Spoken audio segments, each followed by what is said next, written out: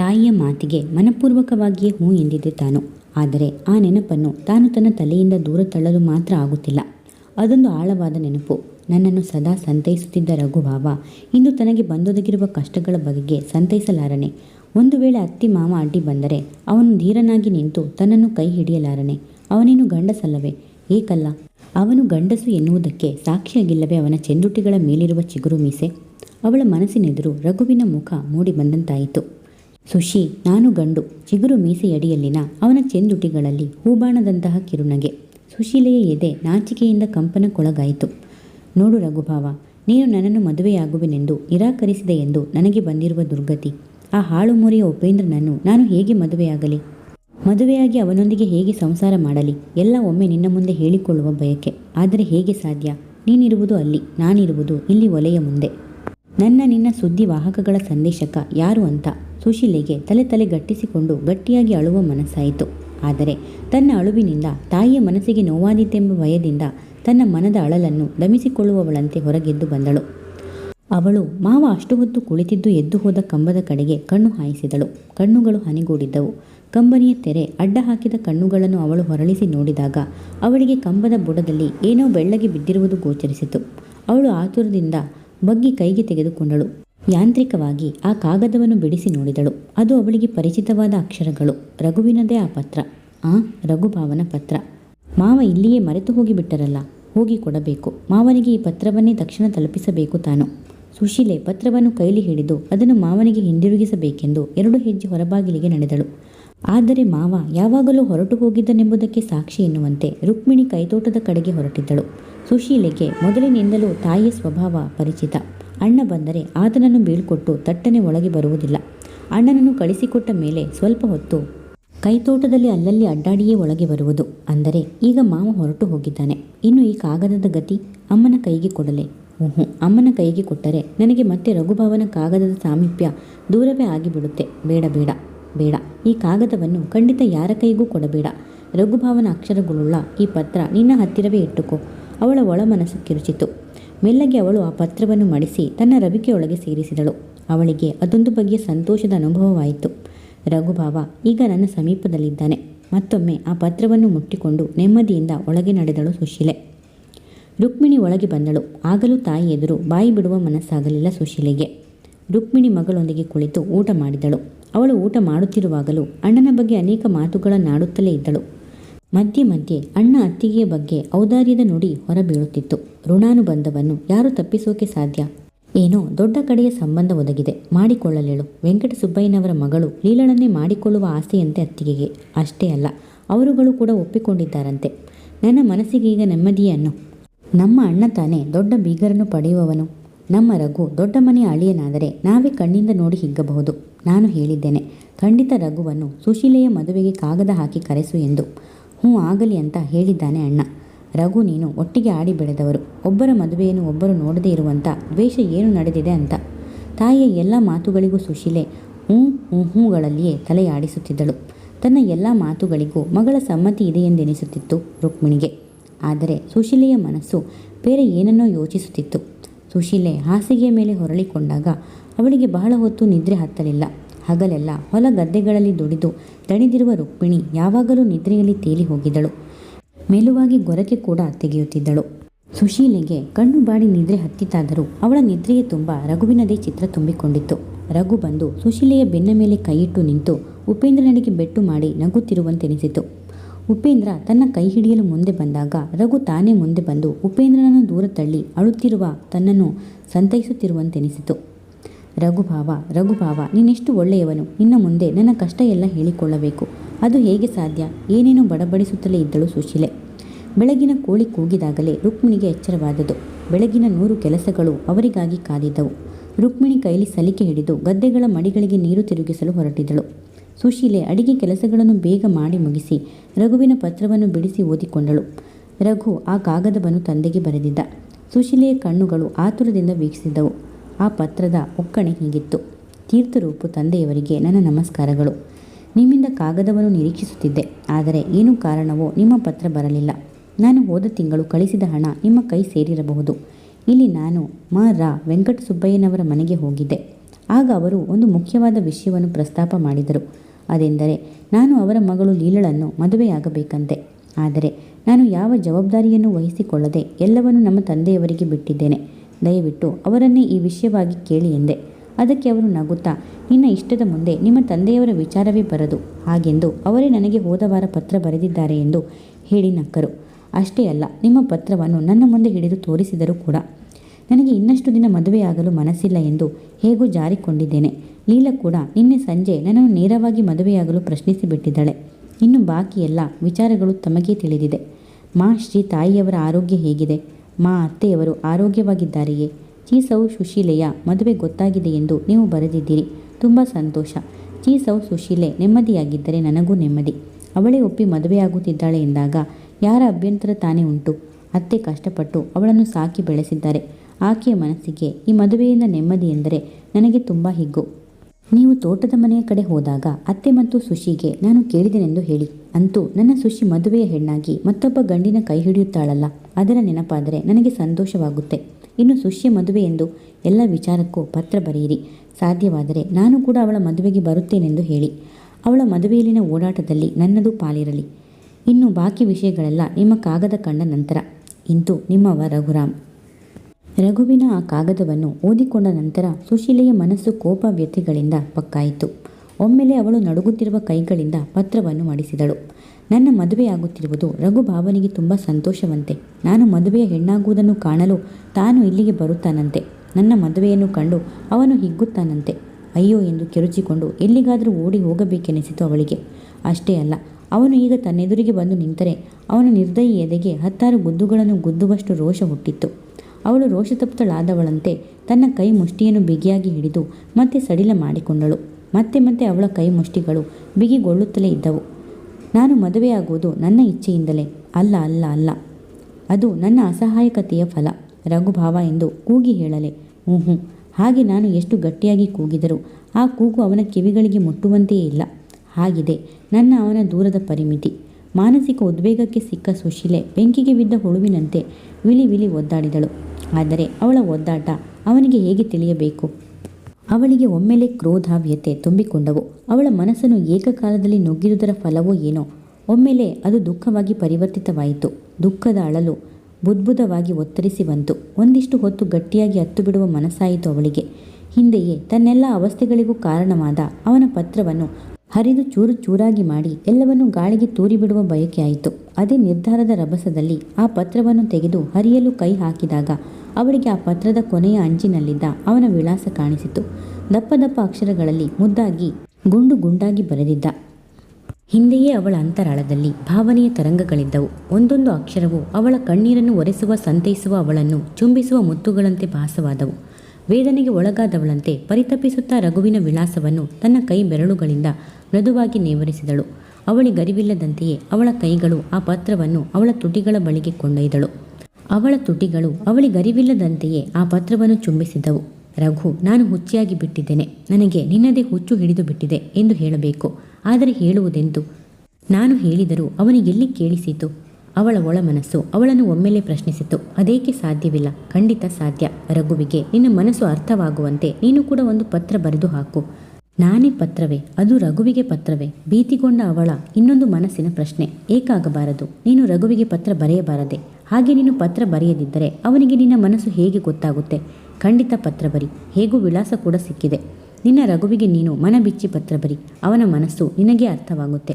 ಒಳ ಮನಸ್ಸಿನ ವಿವೇಕದ ನಿರ್ಧಾರಕ್ಕೆ ಸೋತು ತಲೆ ಬಾಗಿದವಳಂತೆ ರಘುವಿಗೆ ಕಾಗದ ಬರೆಯಲು ತೀರ್ಮಾನಿಸಿದಳು. ಕಾಗದ ಲೇಖನಿ ಕೈಲಿ ಹಿಡಿದು ಕುಳಿತ ಸುಶೀಲೆಗೆ ಕಾಗದವನ್ನು ಏನೆಂದು ಬರೆಯುವುದೇ ತೋಚದಂತಾಗಿತ್ತು. ತನ್ನ ಮನಸ್ಸಿನಲ್ಲಿ ಪುಟಿಯುತ್ತಿದ್ದ 100 ಭಾವನೆಗಳನ್ನು ಒಂದೇ ಬಾರಿಗೆ ಅವನೆದುರು ತೋಡಿಕೊಂಡು ಬಿಡುವ ಆಸೆಯಾಗುತ್ತಿತ್ತು. ಅವಳ ಮನಸ್ಸಿನಲ್ಲಿದ್ದ ಭಾವನೆಗಳು ನಿರ್ಜೀವ ಲೇಖನಿಯ ಮೂಲಕ ಮುಂದಿರುವ ಪತ್ರಕ್ಕೆ ಸಾಗುತ್ತಿತ್ತು. ಹಾಗೂ ಹೀಗೂ ಪತ್ರವನ್ನು ಬರೆದು ಮುಗಿಸಿದಳು. ಅದನ್ನು ಲಕೋಟೆಯಲ್ಲಿಟ್ಟು ಅಂಚೆಗೂ ಹಾಕಿ ಬಂದಳು. ಅಂದು ರಾತ್ರಿ ಅವಳು ಕಣ್ಣ ತುಂಬ ನಿದ್ರೆ ಮಾಡಿದಳು. ಕಾಲೇಜು ಮುಗಿಸಿಕೊಂಡು ಸಂಜೆ ಹಾಸ್ಟೆಲಿಗೆ ಬಂದಾಗ ರಘು ಉಲ್ಲಾಸದಿಂದಿದ್ದ. ಕಾರಣ, ಕಾಲೇಜಿನಿಂದ ಬರುವ ದಾರಿಯಲ್ಲಿ ಲೀಲಾ ಸಿಕ್ಕಿದಳು. ಲೀಲಾ ಎಂದಿಗಿಂತಲೂ ಅಂದು ವಿನೋದವಾಗಿ ಮಾತನಾಡಿದಳು. ಆತ್ಮೀಯತೆಯಿಂದ ಅವನೊಂದಿಗೆ ನಡೆದುಕೊಂಡಿದ್ದಳು. ಎಲ್ಲಕ್ಕಿಂತಲೂ ಹೆಚ್ಚಿನ ವಿಷಯವೆಂದರೆ, ರಘು, ನಾನು ನನ್ನ ಮದುವೆಯ ನಿರ್ಧಾರವನ್ನು ಮಾಡಿಬಿಟ್ಟೆ. ಅವಳ ಮಾತಿಗೆ ರಘು ನೀರವವಾಗಿ ನಕ್ಕ. ಅವನ ಮುಖದ ಮೇಲೆ ಮೂಡಿದ ಭಾವನೆಯ ರೇಖೆಯನ್ನು ಗಮನಿಸುವವಳಂತೆ ಅವನೆಡೆಗೆ ತನ್ನ ದೃಷ್ಟಿಯನ್ನು ಕ್ಷಣ ಹೊತ್ತು ನಿಲ್ಲಿಸಿ ತನ್ನ ಮಾತಿನಿಂದ ಅವನ ಮೇಲೆ ಯಾವ ಪರಿಣಾಮ ಬೀರಿತು ಎನ್ನುವಂತೆ ನಿರೀಕ್ಷಿಸಿದಳು. ರಘು ಅವಳ ಪ್ರತಿಕ್ರಿಯೆಗೆ ಯಾವ ಉತ್ಸಾಹವನ್ನು ತೋರದಂತೆ ನಿಂತಿದ್ದ. ಅವನ ಮನಸ್ಸು ಹೊಯ್ದಾಟಕ್ಕೆ ಸಿಕ್ಕಿತ್ತು. ಹಿಂದೆಯೇ ತನ್ನ ಮನಸ್ಸಿನ ಹೊಯ್ದಾಟವನ್ನು ನಿರ್ಧಾರದ ಹಗ್ಗದಿಂದ ಬಂಧಿಸಿದವನಂತೆ ನೀರವವಾಗಿ ನಕ್ಕ. ರಘುವಿನ ನಗೆಯನ್ನು ಕಂಡು ಲೀಲಳ ಮನಸ್ಸು ತಲ್ಲಣಗೊಂಡಿತು. ತಾನಾಗಿಯೇ ರಘುವಿನಿಂದ ತನ್ನ ಬಗ್ಗೆ ನಲುಮೆಯ ನುಡಿ ಬಂದೀತೆಂದು ನಿರೀಕ್ಷಿಸಿದ ಅವಳ ನಿರೀಕ್ಷೆ ಸುಳ್ಳಾಗಿತ್ತು. ಒಮ್ಮೆಲೆ ಅವಳ ಆತ್ಮಾಭಿಮಾನ ಸೋಲನ್ನನುಭವಿಸಿತ್ತು. ತನ್ನ ಮನಸ್ಸಿನ ಅಳಲನ್ನು ಅವನೆದುರು ತೋಡಿಕೊಂಡು ಗಟ್ಟಿಯಾಗಿ ಅಳುವ ಮನಸ್ಸಾಯಿತು. ಅದಕ್ಕೆ ಕಾರಣ ಅವಳ ತಂದೆ ವೆಂಕಟಸುಬ್ಬಯ್ಯನವರು ರಘುವಿನ ಮೇಲಿಟ್ಟಿದ್ದ ಪ್ರೀತಿ ವಿಶ್ವಾಸಗಳೇ. ಲೀಲಳ ಅರಳು ಗಣ್ಣುಗಳಲ್ಲಿ ಕಂಬನಿ ಕಟ್ಟಿ ನಿಂತಿತ್ತು. ಕೆಳಗೆ ಉರುಳಲೋ ಬೇಡವೋ ಎಂಬಂತೆ ಮುಂದೆ ಬಂದು ಮಿಡಿಯಲಿದ್ದ ಕಂಬನಿಯನ್ನು ಕಂಡು ರಘು ಚಕಿತನಾದ. ಅವನ ಮನಸ್ಸು ತನ್ನ ಮುಂದೆ ಹೀಗೆ ನಿಂತ ಹೆಣ್ಣನ್ನು ಕಂಡು ವ್ಯಥೆಪಟ್ಟಿತು. ಹಿಂದೆಯೇ ಶ್ಯಾಮಸುಂದರನ ನೆನಪಾಗಿ ಮತ್ತೆ ಅದು ತನ್ನ ಮೊದಲಿನ ಕಾಠಿಣ್ಯವನ್ನು ಪಡೆಯಿತು. ಆ ಪ್ರಸಂಗದಿಂದ ತಾನು ಹೇಗಾದರೂ ದೂರ ಸಿಡಿದು ಹೋಗಬೇಕೆಂದು ನಿರ್ಧಾರ ತಳೆದವನಂತೆ ಗಟ್ಟಿಯಾಗಿ ಹೇಳಿದ. ಲೀಲಾ, ನಿಮ್ಮ ಮನಸ್ಸು ನನಗೆ ಚೆನ್ನಾಗಿ ತಿಳಿದಿದೆ. ನಿಮಗೆ ಶ್ಯಾಮಸುಂದರನೆಂದರೆ ನನಗಿಂತಲೂ ಹೆಚ್ಚು ಮೆಚ್ಚಿಕೆ. ಅದು ಖಂಡಿತ ತಪ್ಪಲ್ಲ. ನಿಮ್ಮ ದೃಷ್ಟಿಯಲ್ಲಿ ಅದು ಸರಿಯಾದುದೇ. ಆ ಬಗ್ಗೆ ನನಗೆ ಒಂದಿಷ್ಟು ಮತ್ಸರವಿಲ್ಲ. ಲೀಲಳ ಹೆಣ್ಣುತನ ರಘುವಿನ ಮನಸ್ಸಿನ ನಿರ್ಧಾರಕ್ಕೆ ನೊಂದಿತು. ಅವನ ಮೆದುವಾದ ಮನಸ್ಸಿಗೆ ಇನ್ನೂ ಘಾಸಿ ಮಾಡಬಾರದೆಂದು ಅವಳ ವಿವೇಕ ಹೇಳಿತು. ರಘು, ನಿಮ್ಮ ನಿರ್ಧಾರ ಸುಳ್ಳು. ನಾನು ನಿಮ್ಮನ್ನೇ ಹೆಚ್ಚು ಮೆಚ್ಚಿಕೊಂಡಿದ್ದೇನೆ. ಲೀಲಳ ಬಾಯಿಂದ ಬಂದ ಆ ಮಾತುಗಳನ್ನು ಕೇಳಿ ಅವನಿಗೆ ಆಶ್ಚರ್ಯವಾಯಿತು. ನಿಜವೇ? ನಿಮ್ಮ ಮಾತನ್ನು ನಂಬಲೇ ಲೀಲು? ರಘು ಆಶ್ಚರ್ಯದಿಂದ ಕಣ್ಣರಳಿಸಿ ಕೇಳಿದ. ಲೀಲಳಿಗೆ ರಘುವಿನ ಪ್ರಶ್ನೆಗೆ ಉತ್ತರಿಸುವಷ್ಟು ಧೈರ್ಯವಿರಲಿಲ್ಲ. ಅವಳ ತುಟಿಗಳು ಮೆಲುವಾಗಿ ಕಂಪಿಸುತ್ತಿದ್ದವು. ಲಜ್ಜೆಯಿಂದ ಅವಳ ಕೆನ್ನೆಗಳು ಕೆಂಪೇರಿದ್ದವು. ಇನ್ನು ಹೆಚ್ಚು ಹೊತ್ತು ಅಲ್ಲಿ ನಿಂತಿರಲಾರದವಳಂತೆ ಮನೆಗೆ ನಡೆದಿದ್ದಳು. ರಘುವಿನ ಮನಸ್ಸಿನ ವೀಣೆಯ ಎಲ್ಲ ತಂತಿಗಳು ಒಮ್ಮೆಲೆ ಝೇಂಕರಿಸಿದ್ದವು. ಅವನು ಲೀಲ ಸರಿದು ಹೋದ ದಿಕ್ಕಿನಂತಲೇ ದಿಟ್ಟಿಸಿ ನೋಡುತ್ತಾ ನಿಂತಿದ್ದು, ಸಿಗರೇಟ್ ಒಂದನ್ನು ಹೊತ್ತಿಸಿ ಧೂಮದೊಂದಿಗೆ ಆಟವಾಡುತ್ತಾ ನಿಂತಿದ್ದ. ಲೀಲು ಕಣ್ಮರೆಯಾಗುತ್ತಲೇ ಹಾಸ್ಟೆಲಿನ ದಾರಿ ಹಿಡಿದಿದ್ದ. ಅವನು ಉಲ್ಲಸವಾಗಿ ಶೀಳು ಹಾಕುತ್ತಾ ಗೆಲುವಿನಿಂದ ತನ್ನ ಬಟ್ಟೆಗಳನ್ನು ಕಳಚಿ ಮಡಿಸುತ್ತಿದ್ದಂತೆಯೇ ಸುರೇಶ ಅವಸರವಾಗಿ ಬಂದು ಹೇಳಿದ. ಸರ್, ನಿಮ್ಮ ವಿಳಾಸಕ್ಕೆ ಪತ್ರ ಬಂದಿದೆ. ಪತ್ರವೊಂದನ್ನು ತನ್ನ ಜೇಬಿನಿಂದ ಹೊರತೆಗೆದ. ರಘು ತನ್ನ ಕೈ ನೀಡಿ ಆ ಪತ್ರವನ್ನು ತೆಗೆದುಕೊಂಡ. ಒಂದು ಕ್ಷಣ ರಘುವಿಗೆ ಆ ಪತ್ರವನ್ನು ಕಂಡು ಆಶ್ಚರ್ಯವೆನಿಸಿತು. ಹಿಂದಿನ ದಿನ ತಾನೇ ಶಿವರಾಮಯ್ಯ ಪತ್ರ ಬರೆದಿದ್ದರು. ಇದು ತಂದೆಯ ಪತ್ರವಂತೂ ಅಲ್ಲ. ಇನ್ನು ಈ ಪತ್ರದ ವಿಳಾಸದ ಅಕ್ಷರಗಳು ಅದೇ ತಾನೇ ಹೊಸದಾಗಿ ಅಕ್ಷರ ಕಲಿತು ಬರೆದಂತಿದೆ. ಇದು ಯಾರ ಪತ್ರ? ಬಹುಶಃ ಅಮ್ಮನೇನಾದರೂ ಬರೆದಿದ್ದಾಳೆಯೇ? ಕ್ಷಣದಲ್ಲಿ ರಘುವಿನ ಬುದ್ಧಿ ಮಿಂಚಿನಂತೆ ಚಿಂತೆಯ ಸುತ್ತುಗಳನ್ನು ಸುತ್ತಿತು. ಕುತೂಹಲದಿಂದಲೇ ಅವನು ಪತ್ರವನ್ನು ಅವಸರವಾಗಿ ಬಿಡಿಸಿದ. ರಘುಭಾವನಿಗೆ ಸುಶೀಲೆ ಮಾಡುವ ನಮಸ್ಕಾರಗಳು. ನಾನು ಎಂದೂ ಪತ್ರ ಬರೆದವಳಲ್ಲ. ಆದರೆ ಈಗ ನಿನಗೆ ಪತ್ರ ಬರೆಯದಿದ್ದರೆ ವಿಧಿಯೇ ಇಲ್ಲ. ಹಾಗಿದೆ ನನ್ನ ಪರಿಸ್ಥಿತಿ. ಮೊನ್ನೆ ಮಾವಯ್ಯ ನಮ್ಮ ಮನೆಗೆ ಬಂದಿದ್ದರು. ಅದು ತುಂಬ ಆಕಸ್ಮಿಕ ಘಟನೆ ಅನ್ನು. ಅದರಿಂದ ನನಗೆ ದೊಡ್ಡ ಉಪಕಾರವೇ ಆಯಿತು. ಅದೆಂದರೆ ನಿನ್ನ ವಿಳಾಸ ನನಗೆ ಸಿಕ್ಕಿತು. ಅವರು ಅರಿತೋ ಮರೆತೋ ನಿನ್ನ ಪತ್ರವನ್ನು ಇಲ್ಲಿಯೇ ಬಿಟ್ಟು ಬಿಟ್ಟಿದ್ದಾರೆ. ಅದನ್ನು ನಾನು ಮಾವಯ್ಯನಿಗೆ ಹಿಂದಿರುಗಿಸೋಲ್ಲ. ಅದರಿಂದಲೇ ನಾನೀಗ ಪತ್ರ ಬರೆಯುತ್ತಿದ್ದೇನೆ. ನನಗೆ ನಿನ್ನನ್ನು ಮದುವೆಯಾಗುವ ಆಸೆ ಎಷ್ಟಿದೆ ಅಂದರೆ ಹೇಳಲಾರೆ. ನಾನು ಹುಟ್ಟಿದಾಗಿನಿಂದ ಅಮ್ಮ ನನ್ನನ್ನು ನಿನಗೆ ಕೊಡುವ ಸಂಕಲ್ಪ ಮಾಡಿಕೊಂಡಿದ್ದಳಂತೆ. ನಾನು ಕೂಡ ನಿನ್ನನ್ನೇ ಮದುವೆಯಾಗುವ ಕನಸು ಕಟ್ಟಿಕೊಂಡಿದ್ದೆ. ಆದರೆ ಈಗ 6 ತಿಂಗಳ ಹಿಂದೆ ಒಂದು ದಿನ ಅಮ್ಮ ನಿಮ್ಮ ಮನೆಗೆ ಹೋಗಿದ್ದರು. ಅದು ನನ್ನ ಮದುವೆಯ ಪ್ರಸ್ತಾಪ ಮಾಡುವುದಕ್ಕಾಗಿಯೇ ಹೋಗಿದ್ದುದು. ಆಗ ಅಮ್ಮನಂತೂ ಅತ್ತೆಯ ಮಾತುಗಳಿಂದ ಅವಮಾನಿತಳಾಗಿ ಮನೆಗೆ ಬಂದು ಗೋಳು ಎಂದು ಅಳುತ್ತಾ ಕೂತು ಬಿಟ್ಟಳು. ನಾನು ಕಪ್ಪಗಿರುವುದು ದೊಡ್ಡ ತಪ್ಪೇ ರಘುಭಾವ. ನನ್ನ ಹೊರಮೈ ಬಣ್ಣವೇನೋ ನೋಟಕ್ಕೆ ಕಪ್ಪಾಗಿರಬಹುದು. ಆದರೆ ನನ್ನ ಮನಸ್ಸಂತೂ ಖಂಡಿತ ಕಪ್ಪಲ್ಲ. ಅದು ಕನ್ನಡಿಯಂತೆ ನಿಶ್ಚಲವಾಗಿದೆ, ಹೂವಿನಂತೆ ಮೃದುವಾಗಿದೆ. ಅಲ್ಲಿ ನಿನಗಾಗಿ 100 ಬಯಕೆಗಳನ್ನು ಕಟ್ಟಿಕೊಂಡಿದ್ದೇನೆ. ಅದೆಲ್ಲವನ್ನು ನಾನು ಹೇಗೆ ಹೇಳಲಿ? ನೀನು ಎದುರು ಬಂದಾಗ ಎಲ್ಲ ಹೇಳುತ್ತೇನೆ. ಇನ್ನು ನೀನು ನಿನ್ನ ಕಾಗದದಲ್ಲಿ ಬರೆದಿದ್ದಿ, ಸುಶಿ ಮದುವೆಯ ಹೆಣ್ಣಾಗುತ್ತಾಳೆ. ನಾನು ಸಾಧ್ಯವಾದರೆ ಬಂದು ನೋಡುತ್ತೇನೆ ಅವಳ ಮದುವೆಯನ್ನು ಅಂತ. ಇದೆಂಥ ಹಾಸ್ಯ ನಿನ್ನದು. ನಾನು ನಿನಗಾಗಿ ಹುಟ್ಟಿ ಬೆಳೆದವಳು. ಅಮ್ಮ ಯಾವುದೋ ಛಲಕ್ಕೆ ಗಂಟು ಇದ್ದು ನನಗೆ ವರವನ್ನು ಗೊತ್ತು ಮಾಡಿಬಿಟ್ಟಿದ್ದಾಳೆ. ವರ ಯಾರು ಎಂದು ನಿನಗೂ ಗೊತ್ತಿರಬಹುದು. ಗೆಜ್ಜೆಗುಂಡೆಯ ಗೋವಿಂದರಾಯರ ಮಗ ಉಪೇಂದ್ರ. ಅವನನ್ನು ನೀನು ಚೆನ್ನಾಗಿ ಬಲ್ಲೆಯೋ ಏನೋ. ನನ್ನ ಮದುವೆ ಬೇರೆಯವನೊಂದಿಗಾದರೆ ನಿನಗೆ ಹೀಗೆ ಏನಾದರಾಗಲಿ. ನೀವೆಲ್ಲ ಸೇರಿ ನನ್ನನ್ನು ಹಾಳು ಬಾವಿಗೆ ತಳ್ಳುವ ಸಂಚು ನಡೆಸಿಬಿಟ್ಟಿದ್ದೀರಾ. ಅಮ್ಮನಿಗೆ ಎಷ್ಟೋ ಹೇಳಿದೆ. ಜಪ್ಪಯ್ಯ ಎಂದರೂ ಅವಳು ತನ್ನ ಹಠ ಬಿಡುವವಳಲ್ಲ. ನಾನು ಸತ್ತರೂ ಸರಿಯೇ, ನಿನ್ನ ಮದುವೆ ಬೇರೆಯವನೊಂದಿಗಾದರೂ ನಡೆಯಲಿ ಎನ್ನುತ್ತಾಳೆ. ಎಂಥ ಹೇಸಿ ಜನಗಳಪ್ಪ ಇವರು. ನನ್ನ ಮೈ ಚರ್ಮ ಕಪ್ಪೆಂದು ಮಾತ್ರಕ್ಕೆ ನನಗೂ ನಿನಗೂ ಮದುವೆ ಆಗದಿರುವಷ್ಟು ಅಡ್ಡ ಗೋಡೆಯಾಗಿ ಬಿಟ್ಟಿದ್ದೆ ನನ್ನ ಬಣ್ಣ. ನೀನು ಬೇಕೆಂದರೆ ನನ್ನ ಮೈ ಚರ್ಮ ನಿನ್ನ ಮುಂದೆಯೇ ಸುಳಿದು ಒಗೆದು ಬಿಡುತ್ತೇನೆ. ನನಗಂತೂ ಜೀವನವೇ ಜಿಗುಪ್ಸೆ ಬಂದು ಬಿಟ್ಟಿದೆ. ಆ ಉಪೇಂದ್ರನಿಗೆ ಕೊಡುವ ಸಲುವಾಗಿ ಅಮ್ಮ ನಾನು ಇಬ್ಬರು 6 ತಿಂಗಳಿಂದಲೂ ಎಷ್ಟೋ ಬೆಳೆ ಬೆಳೆದಿದ್ದೀವಿ. ಎಷ್ಟೋ ಒಡವೆ ವಸ್ತು ಮಾಡಿಸುವ ಬಯಕೆ ಅಮ್ಮನದು. ಆದರೆ ಈಚೆಗೆ ಎಲ್ಲ ಸಾಮಾನುಗಳ ಬೆಲೆಯೂ ಗಗನಕ್ಕೇರಿಬಿಟ್ಟಿದೆ. ನಮ್ಮ ದುಡಿಮೆಯ ಹಣ ಏತಕ್ಕೂ ಸಾಲದು. ಇದೆಲ್ಲ ನಿನಗೆ ಏಕೆ ಬರದೆ ಅಂದರೆ ನೀನೊಮ್ಮೆ ಬಂದು ನೋಡಿದರೆ ನಮ್ಮ ಪರಿಸ್ಥಿತಿಯನ್ನು ಅರ್ಥ ಮಾಡಿಕೊಳ್ಳಬಲ್ಲೆ. ನಾನಂತೂ ನಿರ್ಧಾರಕ್ಕೆ ಬಂದು ಬಿಟ್ಟಿದ್ದೇನೆ. ನಾನು ಮದುವೆಯಾದರೆ ನಿನ್ನನ್ನೇ ಮದುವೆಯಾಗುವವಳು, ಇಲ್ಲವಾದರೆ ಜಗತ್ತಿನಲ್ಲೇ ಇರಬಾರದು. ಅದೇ ನನ್ನ ನಿರ್ಧಾರ. ನಿನಗಾದರೆ ನನ್ನ ಸ್ವಭಾವ ಮೊದಲಿನಿಂದ ತಿಳಿದಿದೆ. ಅದು ಬಿಟ್ಟು ಬೇರೆ ಯಾರದೋ ಮನೆಯಲ್ಲಿ ಹೋಗಿ ಬೇರೆ ಯಾವನ ಸೇವೆಯನ್ನು ಮಾಡಿಕೊಂಡಿರಲು ನನ್ನ ಮನಸ್ಸು ಖಂಡಿತ ಒಪ್ಪಲ್ಲ. ಇವೆಲ್ಲ ವಿಷಯ ಪತ್ರದಲ್ಲಿ ಬರೆದಿದ್ದೇನೆ. ಆದರೆ ನೀನು ನನ್ನ ಎದುರಿಗೆ ಬಂದರೆ ಖಂಡಿತ ಎಷ್ಟೋ ವಿಷಯಗಳನ್ನು ಹೇಳಿಕೊಳ್ಳುತ್ತೇನೆ. ನೀನು ನಮ್ಮ ಮನೆಗೆ ಬಂದಾಗೆಲ್ಲ ನಾಚಿಕೆಯಿಂದ ದೂರವೇ ಉಳಿದು ಬಿಡುತ್ತಿದ್ದೆ. ಈಗ ಹಾಗಲ್ಲ. ನೀನು ಬಂದು ನೋಡು ನನ್ನ ತಪ್ಪು ನಡವಳಿಕೆಯನ್ನು ನಾನು ತಿದ್ದಿಕೊಂಡಿರುತ್ತೇನೋ ಇಲ್ಲವೋ ಎಂದು. ರಘುಭಾವ, ದಯವಿಟ್ಟು ಇನ್ನೊಂದು ವಿಷಯ. ನಾನು ಈ ಕಾಗದವನ್ನು ನಿನಗೆ ಬರೆದದ್ದನ್ನು ಮನೆಯಲ್ಲಿ ಯಾರಿಗೂ ತಿಳಿಸಬೇಡ. ಅತ್ತೆಗೆ, ಮಾವಯ್ಯನಿಗೆ, ನಮ್ಮ ಅಮ್ಮನಿಗೆ ಹಾಗೆ ತಿಳಿಸಿಬಿಟ್ಟರೆ ನನ್ನ ಗತಿ ಅಧೋಗತಿಯಾಗಿ ಬಿಡುತ್ತೆ ಅಷ್ಟೇ. ಒಂದೇ ಒಂದು ಸಲ ನಿನ್ನನ್ನು ನೋಡಬೇಕು, ನಿನ್ನೊಂದಿಗೆ ಅನೇಕ ಮಾತಾಡಬೇಕು, ಇನ್ನೂ ಏನೇನೋ ಆಸೆಗಳಿವೆ. ಖಂಡಿತ ಬಾ. ನೀನು ನನ್ನಂತೆ ಹೆದರಲು ಹೆಣ್ಣಲ್ಲ, ಮೀಸೆ ಹೊತ್ತ ಗಂಡಸು. ಧೀರ ಗಂಡು. ಅತ್ತೆ, ಅಮ್ಮ, ಮಾವಯ್ಯ ಎಲ್ಲರೂ ನಿನ್ನನ್ನು ಹಿಂದೆ ಹಾಗೆ ಹೊಗಳುತ್ತಿರಲಿಲ್ಲವೇ? ನಿನ್ನ ಮನಸ್ಸು ನನಗೆ ಚೆನ್ನಾಗಿ ಗೊತ್ತು ರಘುಭಾವ. ನೀನು ಎಲ್ಲರಂತೆ ಸಂಕುಚಿತ ದೃಷ್ಟಿಯವನಲ್ಲ. ನೀನು ದೊಡ್ಡ ಮನಸ್ಸಿನವನು. ಇಂತು ನಿನ್ನ ಬರುವನ್ನೇ ಎದುರು ನೋಡುತ್ತಾ ಕಾದಿರುವ ನಿನ್ನ ಸುಶೀಲಿ. ಪತ್ರವನ್ನು ಓದಿಕೊಂಡ ರಘುವಿನ ತುಟಿಗಳ ಮೇಲೆ ಕಿರುನಗೆ ಹಾದು ಹೋಯಿತು. ಮತ್ತೆ ಅವನ ಮುಖ ಗಂಭೀರವಾಯಿತು. ಸುರೇಶ ತನ್ನ ಮನಸ್ಸಿನ ಕುತೂಹಲವನ್ನು ಹತ್ತಿಕ್ಕಲಾರದವನಂತೆ ಕೇಳಿದ, ಸರ್, ಯಾವುದು ಆ ಪತ್ರ?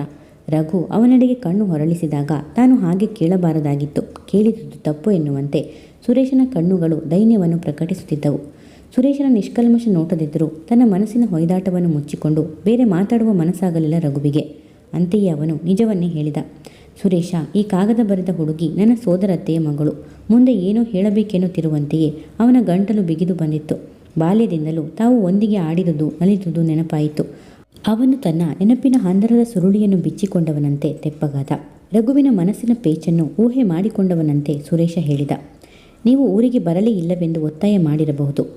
ಹಾಗೆ ಬರೆದಿದ್ದಾಳೆ. ಹಾಗಿದ್ದರೆ ಖಂಡಿತ ಊರಿಗೆ ಹೋಗಿ ಬನ್ನಿ ಸರ್. ನೀವು ನಿಮ್ಮ ಊರಿಗೆ ಹೋಗಿ ಬಂದು ತುಂಬ ದಿನಗಳಾಗುತ್ತಾ ಬಂದವಲ್ಲ. ರಘುವಿಗೆ ಸುರೇಶನಾಡುತ್ತಿದ್ದ ಒಂದೊಂದು ಮಾತಿನಲ್ಲೂ ತನ್ನ ಮನಸ್ಸಿನ ಉದ್ದಗಲಗಳನ್ನು ಪಟ್ಟಿ ಮಾಡಿ ಹೇಳುತ್ತಿರುವಂತೆನಿಸಿತು. ಸುರೇಶನೆಡೆಗೆ ತನ್ನ ಮುಖವನ್ನು ಹೊರಳಿಸಿ ನೋಡಿದ. ಆದರೆ ಸುರೇಶನ ಕಣ್ಣುಗಳು ನಿಶ್ಚಲವಾಗಿದ್ದವು, ಶಾಂತವಾಗಿದ್ದವು. ಅವನ ತೆರೆದ ಕಣ್ಣುಗಳಲ್ಲಿ ಹೊಸ ಬೆಳಕಿನ ಮಿಂಚೊಂದು ತನ್ನತ್ತ ಪ್ರವಹಿಸಿ ಬರುತ್ತಿರುವಂತೆನಿಸಿತು ರಘುವಿಗೆ. ಸುರೇಶ ಸಕಾಲದಲ್ಲಿ ಒಳ್ಳೆಯ ಸಲಹೆ ಮಾಡಿದೆ ಎಂದು ಅವನ ಬೆನ್ನು ತಟ್ಟುವ ಆಸೆಯಾಯಿತು ರಘುವಿಗೆ. ಆದರೆ ಹಾಗೆ ಹೇಳಲು ಅವನ ಮನಸ್ಸು ಏಕೋ ಹಿಂಜರಿಯುತ್ತಿತ್ತು. ಹೂಜಿಯಲ್ಲಿದ್ದ ನೀರನ್ನು ಲೋಟಕ್ಕೆ ಬಗ್ಗಿಸಿಕೊಂಡು ಘಟಘಟನೆ ಕುಡಿದು ದಣಮಾರಿಸಿಕೊಂಡ ರಘುವಿನ ಅವಸ್ಥೆಯನ್ನು ಕಂಡು ನಗುತ್ತಾ ಸುರೇಶ ಫ್ಯಾನಿನ ಸ್ವಿಚ್ಚನ್ನು ಅಮುಕಿದ. ಮೇಲ್ಛಾವಣಿಗೆ ಹೊಂದಿಕೊಂಡು ಫ್ಯಾನು ರಘುವಿನ ಮನಸ್ಸಿನಾಳದ ಚಿಂತನೆಯ ಚಕ್ರಕ್ಕೆ ಸಾಕ್ಷೀಭೂತನಾಗಿರುವಂತೆ ಗಿರ್ರನೆ ತಿರುಗಲಾರಂಭಿಸಿತು.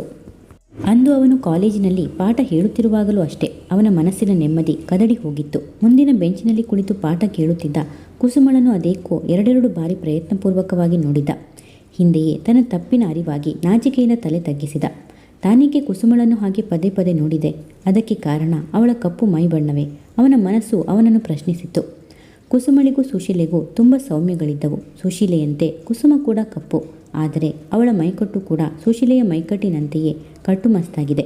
ಕುಸುಮಳ ಎದ್ದು ಕಾಣುವ ಮೂಗು ಮುಖದ ತುಂಬ ಹರಡಿಕೊಂಡಿದೆ. ಸುಶೀಲೆಯ ಮೂಗು ಅಷ್ಟೇ. ಸುಶೀಲೆ ಇರುವುದೆಲ್ಲ ಈ ಕುಸುಮಳ ಹೋಲಿಕೆಯೇ ಎನಿಸಿತು. ಆಧುನಿಕತೆಯ ಉಡುಗೆ ತೊಡುಗೆಗಳಿಂದ ಅಲಂಕೃತವಾದ ಕುಸುಮ ಸೊಬಗಿನ ರಾಣಿಯಂತಿದ್ದಳು. ಆದರೆ ಹಳ್ಳಿಯ ವೇಷಭೂಷಣಗಳಲ್ಲಿನ ಸುಶೀಲೆ ಸರಳವಾಗಿದ್ದಳು. ಅವನ ಕಣ್ಣೋಟ ಅವನಿಗರಿವಿಲ್ಲದಂತೆಯೇ ಚಂದ್ರಿಕಾಳತ್ತ ತಿರುಗಿತ್ತು. ಬಿಳಿಯ ಹೆಣ್ಣು. ಚಂದ್ರಿಕಾಳ ಬೊಗಸೆ ಕಣ್ಣುಗಳು ಅವಳ ಮುಖಕ್ಕೆ ಕೊಂಚ ಹೆಚ್ಚೆನಿಸುವಷ್ಟೇ ದೊಡ್ಡದಾಗಿದ್ದವು. ಚಂದ್ರಿಕಾಳ ತುಟಿಗಳು ದಪ್ಪಗೆ ದುಂಡಗೆ ಮುಂದೆ ಚಾಚಿಕೊಂಡಿರುವಂತಿದ್ದವು. ಅಗಲವಾದ ಹೊಳ್ಳೆಗಳನ್ನೊಮ್ಮೆ ಅಲುಗಿಸಿ ಅವಳು ನಕ್ಕಾಗ ರಘು ಪೆಚ್ಚಾದವನಂತೆ ತನ್ನ ಗಮನವನ್ನು ಪಾಠದ ಕಡೆಗೆ ಕೇಂದ್ರೀಕರಿಸಿದ.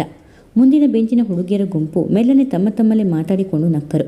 ಇವತ್ತು ನಮ್ಮ ಲೆಕ್ಚರರ್ ಗಮನ ಪಾಠದ ಕಡೆಗಿಲ್ಲ ಕಣ್ರೆ. ಅವರು ಏನನ್ನೋ ಅರಸುತ್ತಿದ್ದಾರೆ. ಆದರೆ ಅವರ ಅರಸುವಿಕೆ ನಿಮ್ಮ ಮುಖಗಳನ್ನೇ ಅವಲಂಬಿಸಿದಂತಿದೆ. ಕುಸುಮ ಮತ್ತು ಚಂದ್ರಿಕಾಳ ಬೆನ್ನು ಚಿಗುಟಿ ನಕ್ಕಿದ್ದಳು ವನಜ. ರಘು ಇನ್ನೂ ಹೆಚ್ಚು ಹೊತ್ತು ಆ ಸ್ಥಿತಿಯಲ್ಲಿ ತಾನು ಪಾಠ ಮಾಡಲಾರನೆಂಬ ಭಯದಿಂದ ಅಂದಿನ ಕ್ಲಾಸನ್ನು ಮುಗಿಸಿ ಹಾಸ್ಟೆಲ್ಲಿಗೆ ಹೊರಟಿದ್ದ. ಆ ವಾರದಲ್ಲಿ ಅವನು ಊರಿಗೆ ಹೋಗುವ ನಿರ್ಧಾರವನ್ನು ಕೂಡ ಮಾಡಿಕೊಂಡ. ಪ್ರಿಯ ವೀಕ್ಷಕರೇ, ಈ ಕಥೆ ನಿಮಗೆ ಇಷ್ಟವಾದರೆ ಒಂದು ಲೈಕ್ ಮಾಡಿ, ಕಮೆಂಟ್ಸ್ ಮಾಡಿ, ಶೇರ್ ಮಾಡಿ. ಹೊಸದಾಗಿ ನಮ್ಮ ಚಾನಲ್ನ ನೋಡ್ತಾ ಇದ್ದರೆ ಸಬ್ಸ್ಕ್ರೈಬ್ ಮಾಡ್ಕೊಂಡು ನೋಡಿ ಮತ್ತು ಬೆಲ್ ಐಕಾನ್ ಕ್ಲಿಕ್ ಮಾಡಿ. ಇದರಿಂದ ನನ್ನ ಎಲ್ಲ ವಿಡಿಯೋಗಳ ನೋಟಿಫಿಕೇಷನ್ ನಿಮಗೆ ಬೇಗನೆ ತಲುಪುತ್ತದೆ. ಕಥೆ ಕೇಳಿದ್ದಕ್ಕೆ ಧನ್ಯವಾದಗಳು.